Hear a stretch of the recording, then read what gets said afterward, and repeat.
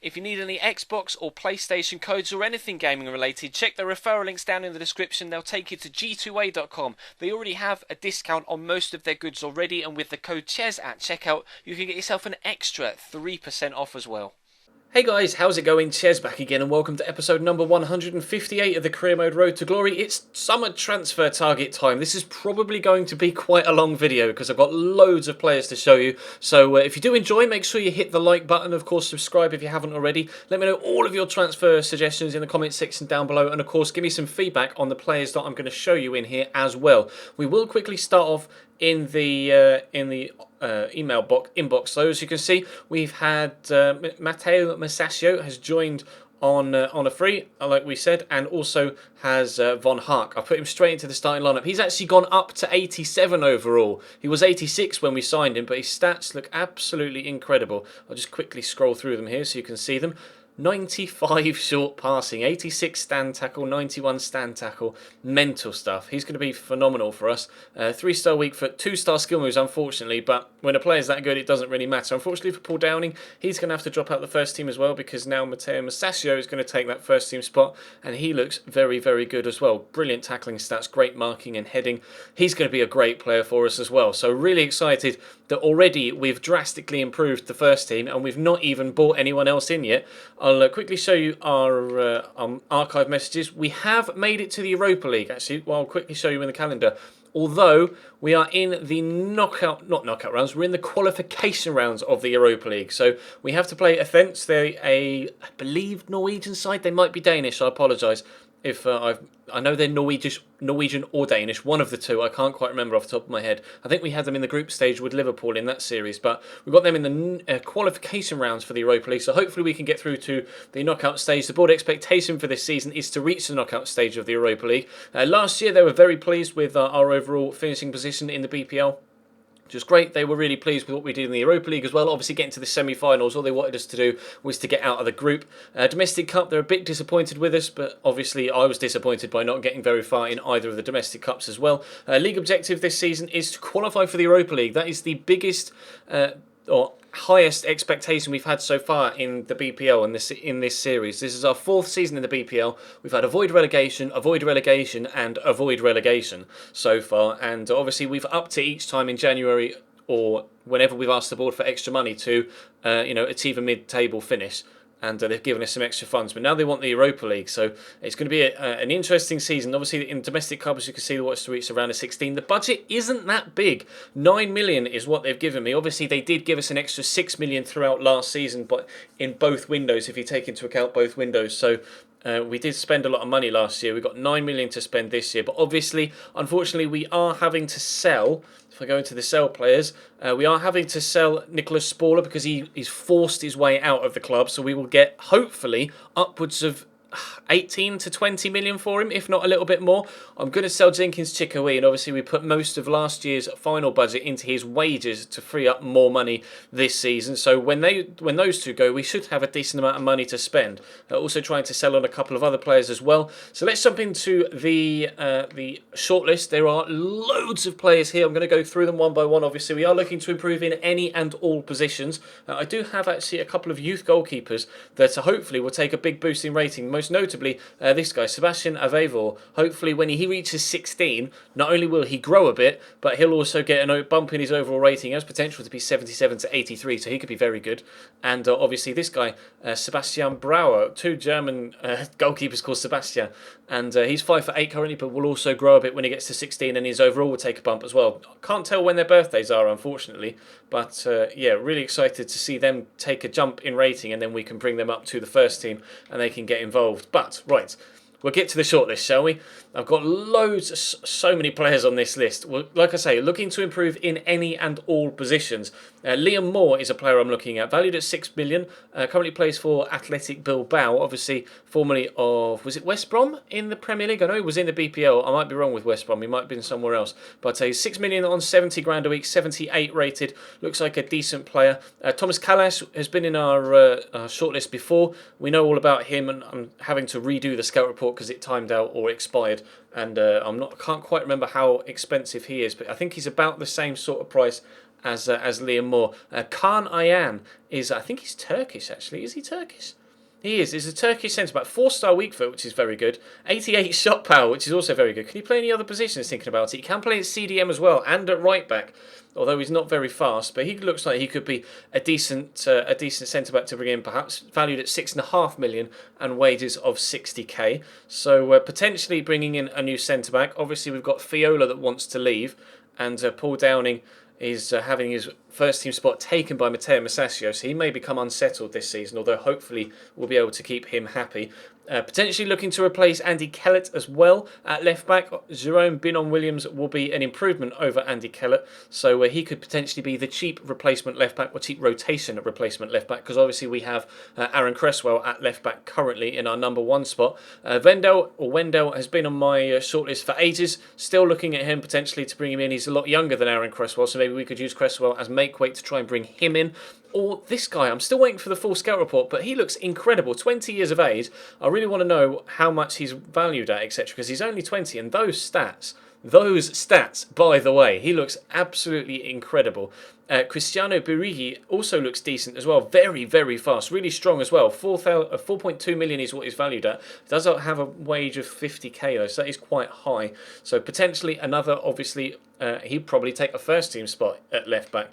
Looking at some centre mids to go alongside Von Hark. Looking to move on Stefano Gabbiadini and Carlos Gruezo in this transfer window. So we're looking at Sergio Lopez Delgado. He looks decent at 22 years of age.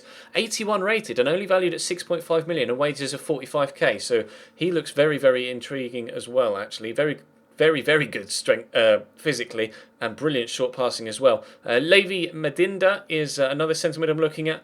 Look at those defensive stats, man. Stand tackle of 93, shot power of 85, ball control 86, short passing of 89, and looks good in the air as well. At least jumping is very high. Not too sure why his heading accuracy is so low if his jumping is really good, but it's got a good slide tackle as well. He could be a good player to bring in as well. He's quite cheap, £3.7 million, although again, wages are quite high at 50,000. Jeffrey Kondogbia, everybody knows all about Jeffrey Kondogbia. Obviously, just gone to Inter Milan in real life. £6 million and £50,000 a week are his wage demands. He, again, looks very strong and very good defensively with high tackling stats and good short passing as well, so he could be really good. I'll quickly have a look at centre mids before we go into wide players. Now, Manu Trigueros is a player I looked at last year. There are probably better options out there right now, considering the other players we have on the shortlist. My favourite one is coming up in a second, but Milos Jojic is another player that looks very, very good, although he is on the expensive side, 9.5 million and £90,000 a week. But this guy is my favourite. Look at those physical stats at 23, and he's only valued at 4.3 million.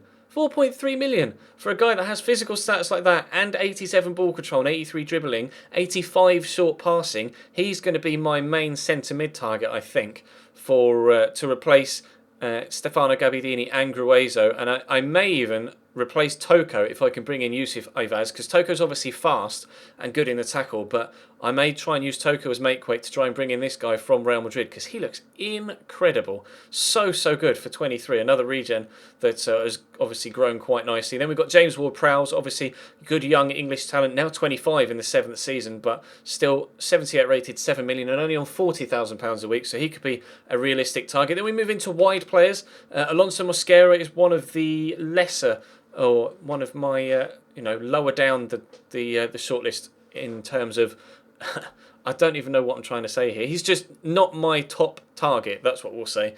My brain has completely failed on me, but he is decent, and obviously we're going to be losing Nicolas Spauller and Jenkins Chikoui, so I am going to need wide players. Looking at Wellington Silva as well from Arsenal, £4.8 million is what he's valued at, £70,000 a week though, unfortunately. Strength is very low, but he's quick enough to be able to just burst past people and not need to be in physical battles, so he's definitely a good option. Danny Pacheco is a player that I've looked at numerous times, as you know, and I really think I might go for him this window. 4.1 million, £40,000 a week in wages. I may try and use Jack Grealish as a make weight for him.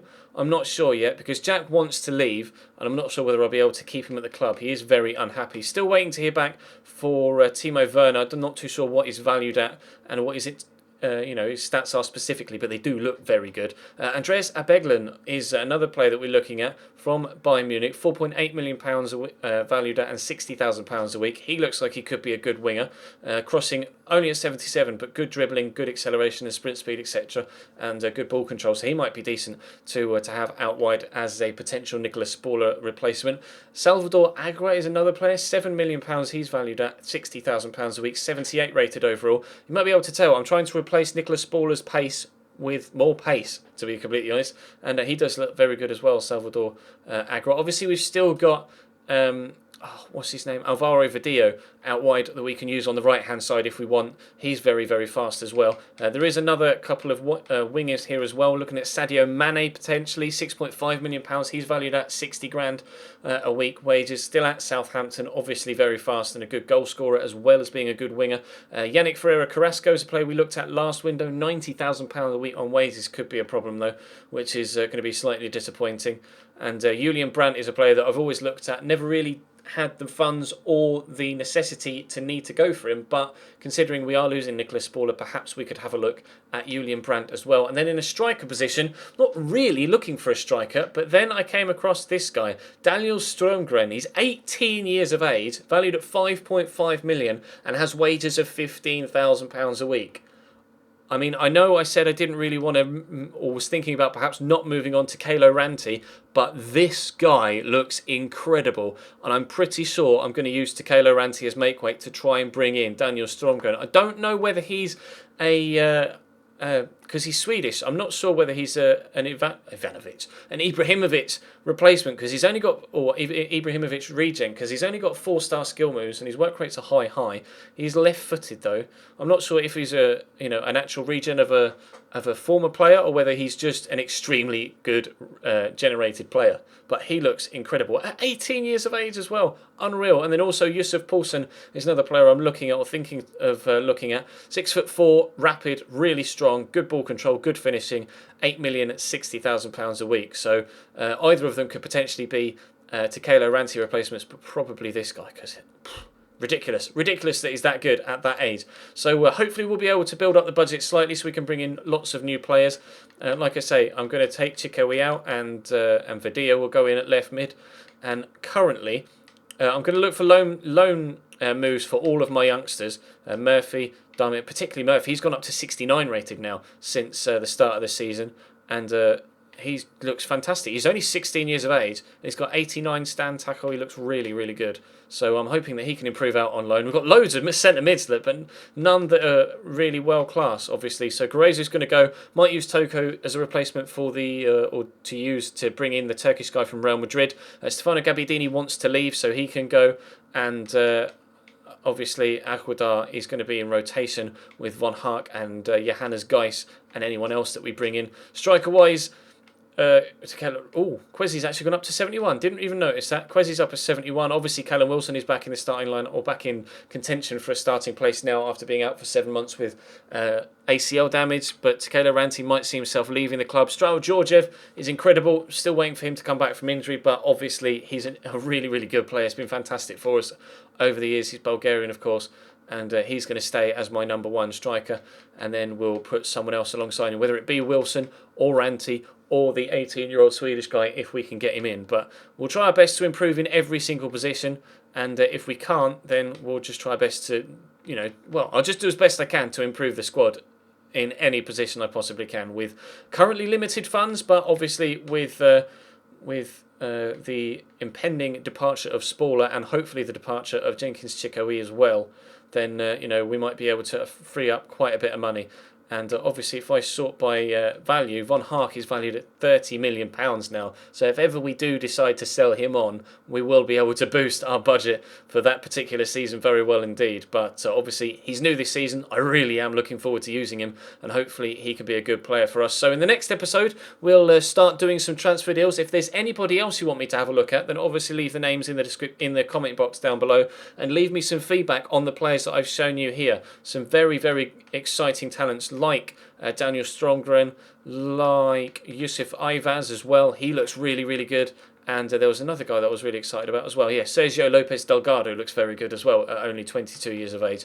So, Eve and Stefano Bonassi. Waiting to hear back what he's about as well, because he looks incredible. So let me know your feedback in the comments section. Drop the video a like if you enjoyed, of course. Subscribe if you haven't already, and I'll see you next time.